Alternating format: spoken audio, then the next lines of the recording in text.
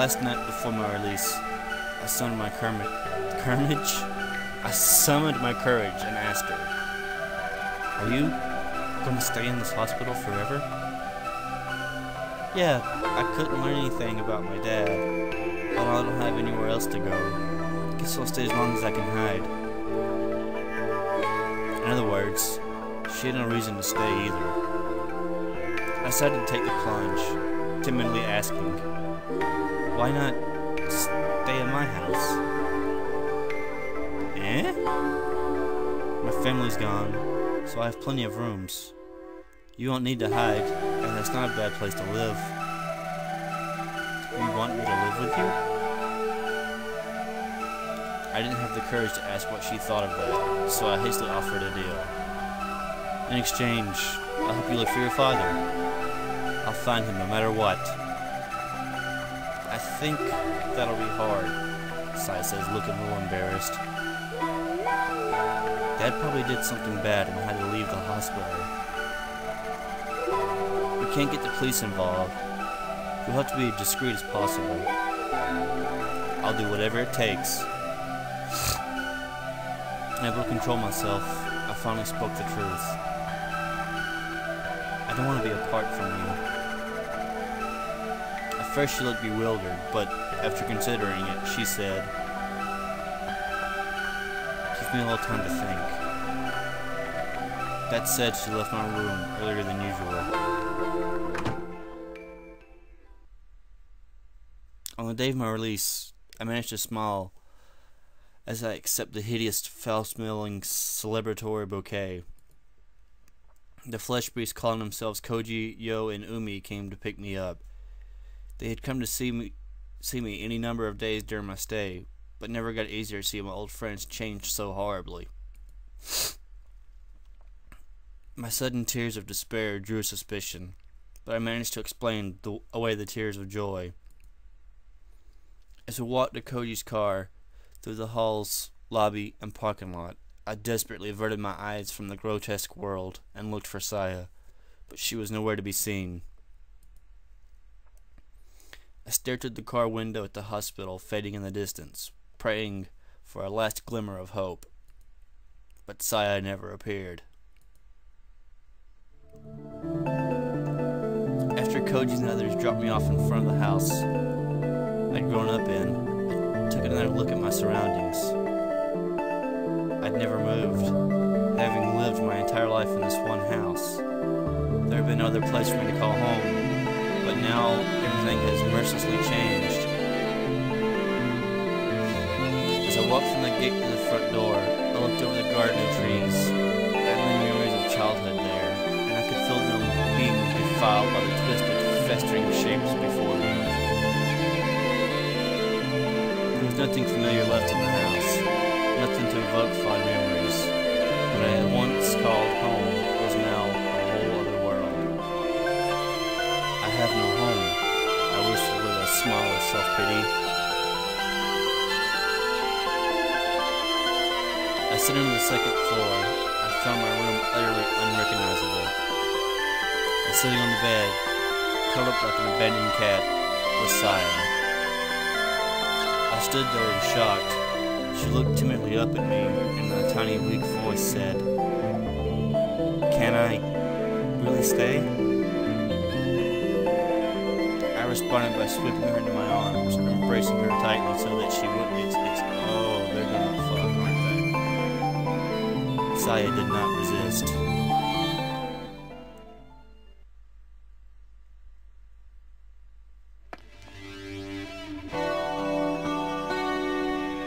Having arrived in front of the Sakisaka house, Umi takes a deep breath to calm her nerves. Her anger doesn't abate, of course, but she knows that it won't help to be so enraged that she can't even say what she's come to say. While waiting for a response from the intercom, she looks over at the patch of yard that she can see from the outside the gate. Even Umi isn't insensitive enough to complain about other people's housekeeping, but this is beyond the pale. The grass is growing wildly, and there are piles of dead leaves everywhere. It doesn't just look unattended, it that looks uninhabited ruin. It's still light out, but every window has its rain shutters tightly sealed. Umi guessed that they weren't just shut early, but have been closed since morning. Just what kind of life is he leading? Even if he no longer has a family, this little negligence is going too far. And is it just her imagination, or does something stink like rotten meat? It couldn't be coming from the yard, could it? Wait, can she smell what he smells? Or is there going to be like a giant, huge plot twist here? I bet Saya is the origami killer. There's still no response, so she presses the buzzer again, and again, and again. Finally, after this has gone on for over 10 minutes, Umi loses her patience and opens the cover of the intercom. As she expected, the power had been disconnected. Maybe Fuminori cares more about not being bothered by newspaper deliveries and solicitors than about receiving rare guests. But regardless, Umi doesn't presume to know his motivations. With her anger reignited by what she can only see as a lack of respect for others, she roughly pushes open the gate and stomps to the yard to the front door. Given the state of his intercom, she doubts that Fuminori will respond to a knock, so Umi decides to simply open the door and go in shouting. And if the door is locked, she'll just have to... Surprisingly, the doorknob turns easily in her hand, and the enraged Umi finds herself throwing the door open wider than she intended. Her nostrils instantly assaulted by a choking stench. What is this? Azumi stands petrified. The cowbell hanging on the inside of the door chimes loudly, probably alerting Fuminori to the presence of a visitor. Welcome home!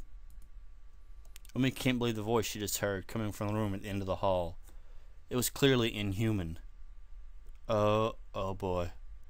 Yet its intonation was complex to have been made an animal. Is someone there? Oh boy. There is no response. Instead, she hears the squishy sound of something soft and wet flopping its way deeper into the house. Oh boy. Finding it difficult to place a meaningful image to the voice she just heard, Umi stares blankly at the empty vestibule. There's nothing inside, not even Fuminori's shoes, which can only mean that he's still outside somewhere wearing them. If Fuminori isn't home, the house should be empty. Then what was that noise just now?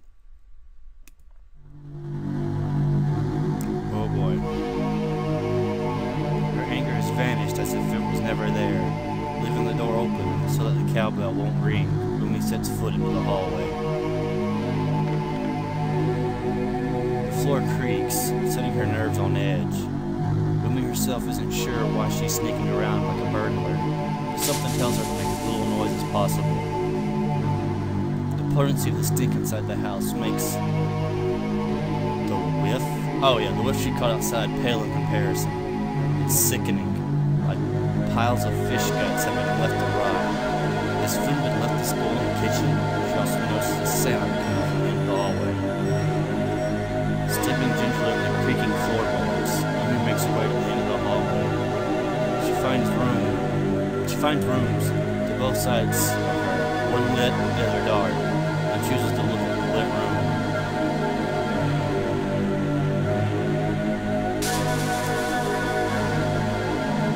It's the kitchen, lit by what must be the other window in the house, covered by a storm shutter.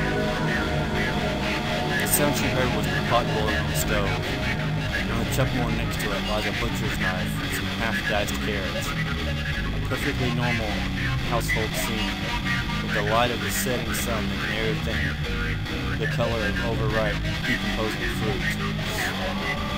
This music is really irritating. There is something terribly wrong, of course. Who was cooking here? Just where did they go? Is anyone here? Umi calls, regretting it immediately. She realizes the voice is shaking. Her voice is shaking uncontrollably. As her words echo vainly through the silent house, she begins to feel foolish and defenseless. Suddenly she feels something cold seeping through her stockings. She timidly reaches down to touch her feet.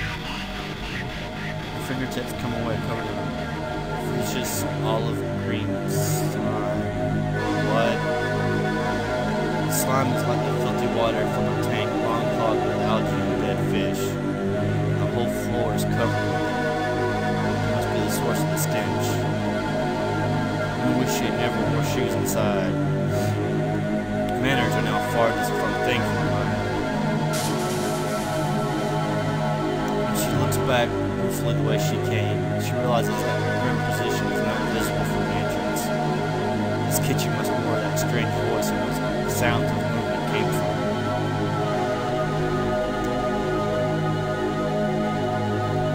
The next room must be the inn.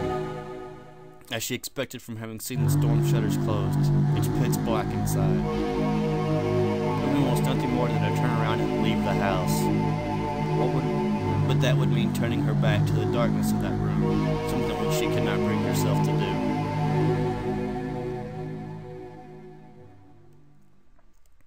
Moved less by reaction than by some irrational compulsion, Umi sets foot into the living room. It's too dark to see anything, and the stink is far worse than ever before. She slid her hand along the wall, feeling for the light switch. Finding it much faster than she expected, she flips it on like it's her last hope.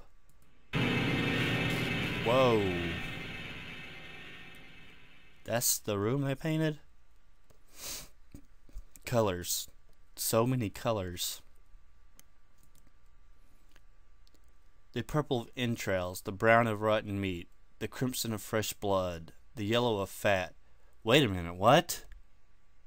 These colors, and yet more that cannot be described, join in a maddening array to cover every inch of the walls, floor, windows, and ceiling. So, either that's not actually really paint, or Jesus, I don't know. It's like a painter went over the room with a megalomaniacal precision, leaving not the tiniest portion untouched. The colors all say that needs to be said about the painter's hate, malice, and insanity. Umi's legs give out from the shock, sending her to the floor. The slime covering the floor immediately soaks her jeans, its cold tendrils creeping up her legs, crotch, and, oh boy, her neck. Her hand flies to her neck, but is greeted by another drop of chilly slime. It's above her. Something is dripping down on her head, making perhaps the worst decision of her entire life. Umi looks up. The predator clinging to the ceiling, mere moments from leaping onto its prey. She sees it in every detail. Holy shit! Her mouth and nose are sealed before she can scream, and her belly is torn open as something enters to feast on her innards. Oh. By the time she feels any of this, Umi has already gone mad.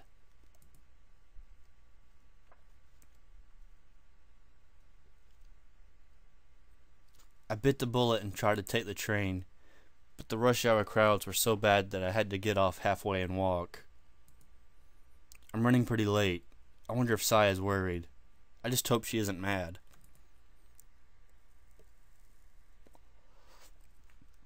When I try to enter the yard, I realize that the front door has been left wide open. Light from the living room is seeping out into the hallway, and I hear what sounds like someone smacking their lips. And there's a tantalizing fragrance in the air. Is it Saya? I consider calling out to her, but decide to enter in silence instead. Something smells strange, but not at all unpleasant. The aroma is quite smoothing. In fact, it somehow reminds me of Saya's hair. What the f...